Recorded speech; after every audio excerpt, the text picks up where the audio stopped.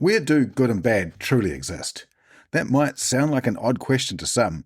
We use these terms every day. Everyone has an understanding of them. We say that the weather was good or an injury we had was bad. Some will say social media has been good for society, others would disagree.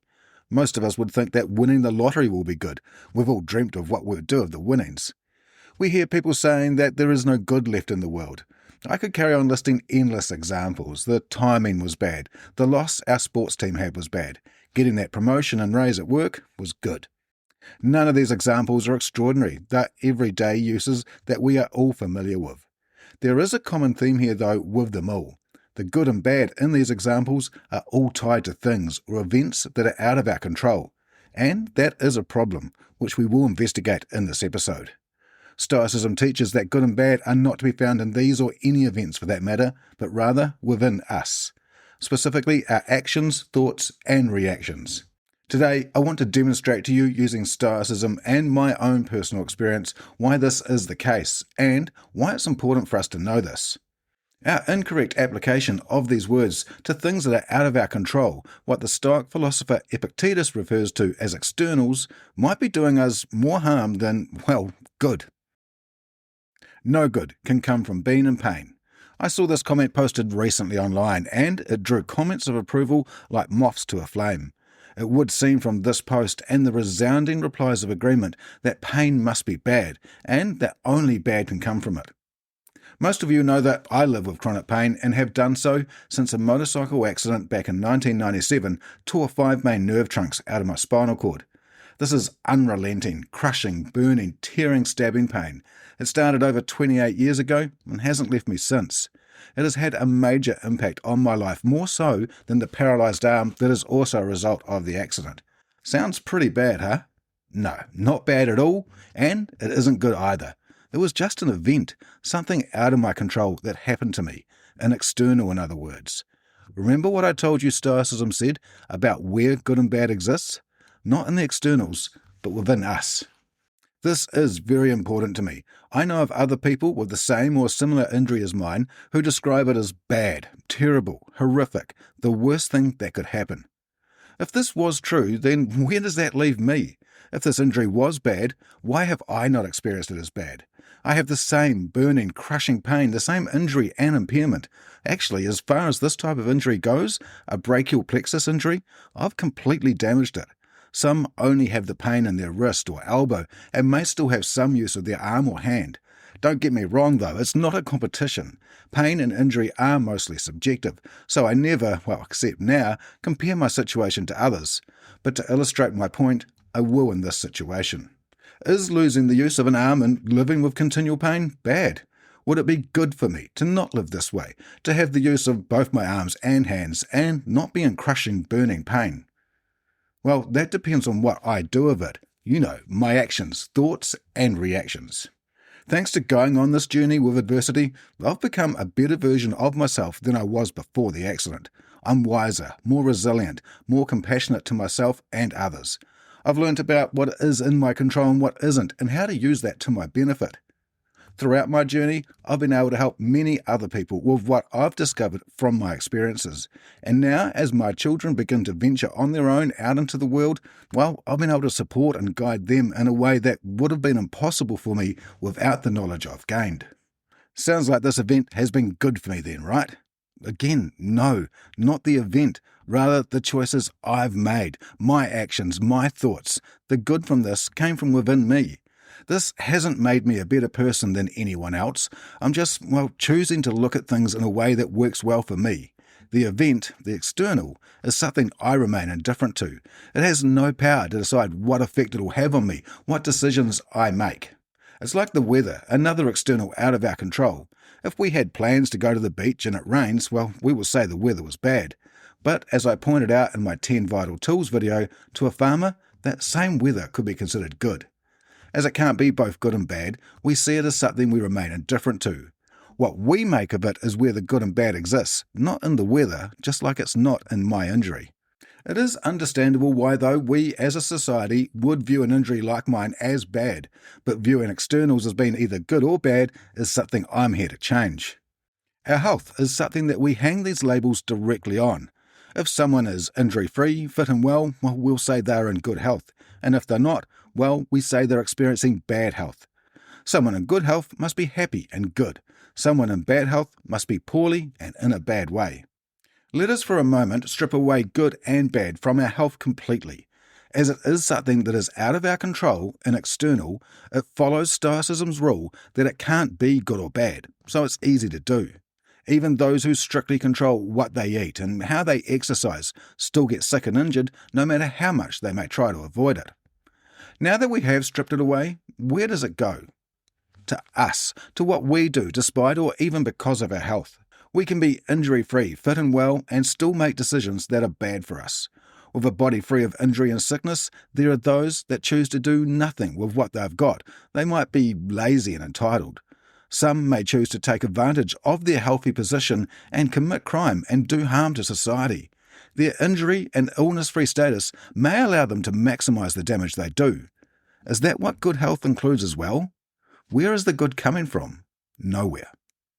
Then there are those who have lived with sickness, disease, injury and impairment, who have chosen to make decisions that are good for them and for others around them. They inspire with their actions and attitudes. They work hard to lift others up. They don't make bad of their health. Instead, the good comes from the decisions they make, the actions and words they use. It should now be clear that health, no matter what type, is not good or bad. It's what we do with what we've got. Like I did, and excuse the pun, how we play the hand life dealt us. Epictetus uses this as an example in his lectures contained within Discourses. We find in the 5th chapter of Book 2 him telling us to model ourselves on the card player. He tells us to the skillful player the chips don't matter, and neither do the cards, but that their responsibility begins in making careful and skillful use of the hand dealt to them. There is another factor Epictetus mentions to consider when we place good in our health, and that is what happens if our good health was to deteriorate. If we're happy because our health is good, then can we be happy when this is not the case? Epictetus is firm in his response, telling his students that someone who loses their good cannot be happy, that it is impossible. Let's face it, most of us wouldn't say we're happy when we're sick. This isn't just limited to health, of course. Putting the value of good into material possessions sets us up for feelings like disappointment, frustration, anger and envy. Frustration when we misplace something good. Disappointment when we miss out on getting it. Anger if someone steals it from us. Envy if someone else has it and we don't. Our reaction, our happiness, is tied to external things that we have put the value of good into. It's fine to possess and use these items, but not to lose our happiness over them. If someone steals your car, breaking down into tears isn't going to bring it back and will only serve to make your problem worse. If we view it as being good to own a larger home or an expensive vehicle, then, well, we might start to compromise our value and integrity as a human in our desire to obtain these goods. We do not have to look too far in our own time to see evidence of this. People who see good in acquiring more material items, even when they are already in possession of more than most, will sometimes resort to straight-out theft or embezzlement and even murder to obtain these goods. What about getting that promotion and raise at work? Many would see that as good. For the most part, we see advancing ourselves as something to aspire to. But maybe that promotion puts extra strain on your personal life, or possibly you accept the recognition, not as Marcus Aurelius says, without arrogance, but with smugness, that you are better than others, harming your character in the process. What about that bump in your pay packet you got too? What decisions will you make with that? Pay down debt? Invest it? These might be decisions that are good for you. Or maybe you'll be tempted to splash out and upgrade your car and put yourself under even greater financial strain than you were before the promotion, becoming more of a slave to your good. And therein lies another often overlooked aspect of placing the good into material items. Let's take the car example. It's something in our society that we place importance on, not only for its purpose, but the status that can come with it. Most of us see owning a car as good for us. It affords us the ability to go where we need, to carry large items around, even uproot our lives and move across the country. And surely a newer flasher car is a better good than a cheaper, less appealing car. A new Mercedes-Benz or Porsche would make the experience even better. It would be easy to argue that this good provides us with freedom and happiness, right? Well, not really. For sure, we can travel further and faster than just walking, but a car requires maintenance, insurance, and needs fuel. That requires money, so a portion of our working week goes to this expense.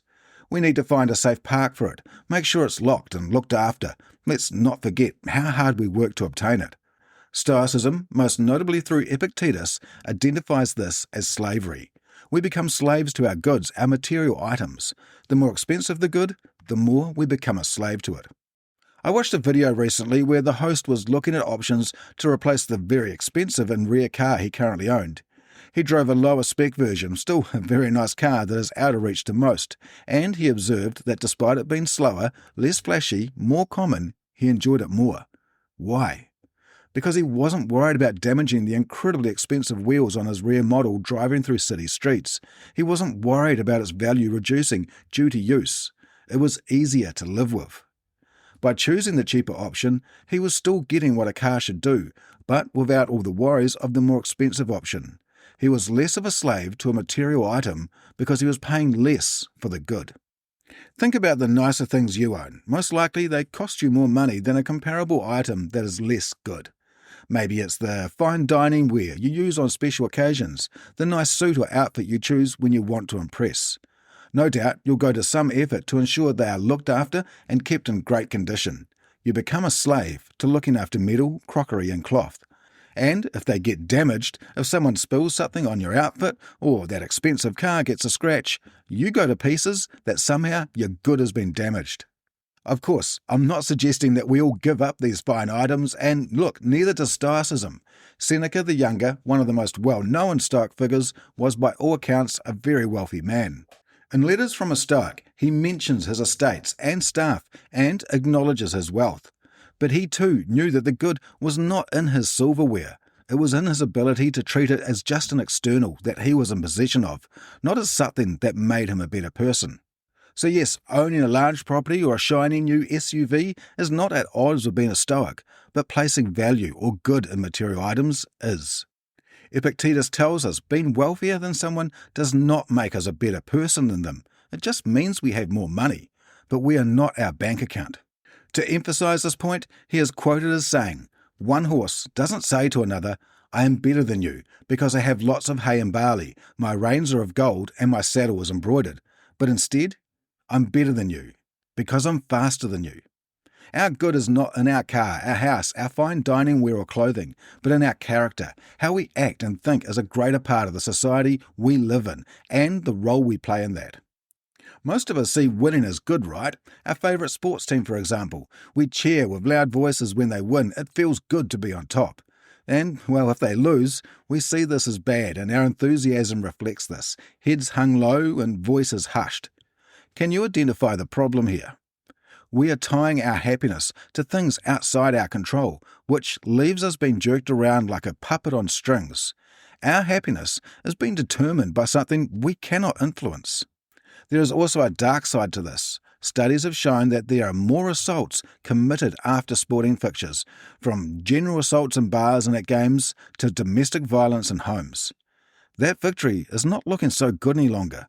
Not for the person who ends up in hospital or the partner carrying in fear at home because the opposing team is about to win.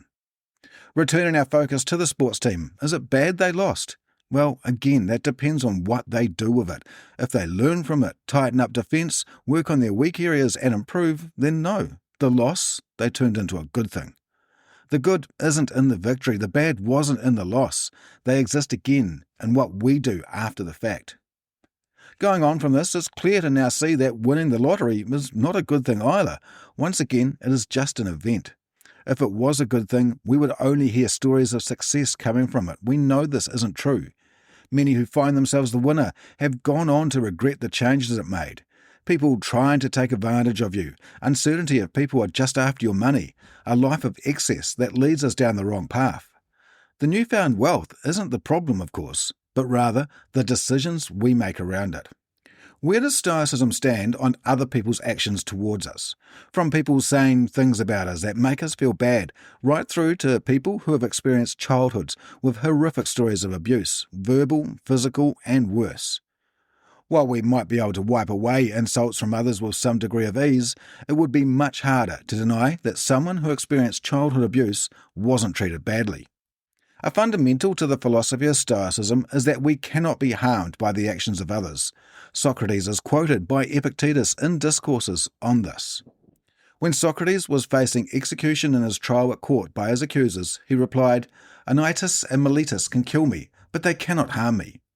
So yes, our body can be hurt and harmed, as it was for Socrates, but as our body is not something fully in our power to control, it is therefore an external, and not where true harm to us can occur. Where we can't be harmed by others is our will, our thoughts and character. Only we can harm or help ourselves in the realm of the will. Socrates wasn't harmed by his death, only his body was. His legacy provided us with an example of true human character. He refused to save his own life by admitting to something he had not done. His death brought him good through the example he set for us all. In the example of an insult, someone being rude or insensitive to us, this can only harm our will and character if we choose to accept the insult. Brush it off and it has no substance. The person who levelled the insults at as though they have harmed themselves by being of low character and not acting in accordance with the nature of humanity. They may not realise it immediately, but if they have any degree of self-awareness and what it means to be a member of society, at some time they will look back on their actions with a feeling of shame and regret. Most of us have experienced this ourselves. We might have said or did something to someone else that we end up regretting and wishing we could take back. This wasn't good for us. But what about at the opposite end of the spectrum, a continually abusive childhood? Where is the bad in this situation according to Stoicism? Well, the severity of the abuse does not change the principle we adhere to. Again, Epictetus, who even Marcus Aurelius learnt a lot of his philosophy from, tells us that a tough or hard parent or childhood does not mean this was bad for us. The bad was in the actions of the abuser. They have harmed themselves by their actions. The victim of the abuse has a choice though. Do they repeat the cycle of abuse, harming themselves in the process, or do they break the cycle and not allow the actions of others to dictate how their life will turn out? The good and bad here is clear to see. The bad in the actions of the abuser, their character. The good can be found in the decisions you make from the event. We can see this play out the other way too. Children from backgrounds where there was no abuse, but rather a supportive, nurturing childhood who still, despite what most would describe as a good upbringing, made bad decisions and ended up facing the consequences, again only harming their character. Understanding what we can control and what we can't goes a long way to helping us understand where good and bad truly exist. Stoicism tells us that the value of good or bad only goes to things in our power. What is the upshot of this to us? Well, how many times have you been told by someone in passing to have a good day, but your day was anything but good? Maybe your car got a flat tire on the way to a meeting, or you lost that client, or you injured yourself. We don't have the power to control what happens to us in our day, and as it is out of our power, there can be no good or bad in it. While these scenarios might not have played out the way we intended, we can still make decisions to turn these events into a good thing for us. Just as the day of my accident wasn't a bad day at all. Through my decisions, I turned it into not only a good thing for me, but the best thing. Our car breaking down, the lost long-term client, that injury can be the catalyst we needed to improve our character, to make better decisions for the future through personal growth, and be true to our nature as a human. As Marcus Aurelius wrote to himself, a blazing fire makes flame and brightness out of everything thrown on it. With this in mind, we never need have a bad day again. Even the direst and most testing events in life need not be bad for us. The death of a loved one, for example. Death is a part of life. We don't have the power to avoid it, so therefore, the event itself isn't bad or good. Still, it can be a very emotionally testing time for us, and it's during this time that we need and do make good decisions that benefit us, not ones that stop us from living our lives, despite the pain we feel from our loved one returning to where they came from. We grieve, but we don't become overwhelmed by grief. To do so would be bad for us. No, we can't control how our day will go, whether our favourite sports team wins or not, how our childhood was, whether we go through a life-changing injury or the death of a loved one. But we can choose to make good out of our experiences, no matter what they were. Not every day will be easy, but every day is an opportunity for growth. Epictetus informs us in the first book of Discourses that telling people that the good only exists in what we have power over, our will, and not in health, nor fitness, nor our children, parents, and country, will not earn us many friends. That if we're in the dark to what is good and bad, we are crazy, but if we locate it only within us, we may be subject to ridicule. Epictetus says then to those without this education, then fine, humour me as you would someone in love. I can't help myself, you see. I'm mad. So yes, to many, this will seem ridiculous. What is the point in all this, they will say. They will show you that good and bad to them occurs everywhere in this world. But good and bad applied to externals are just mere opinions on things outside of our control.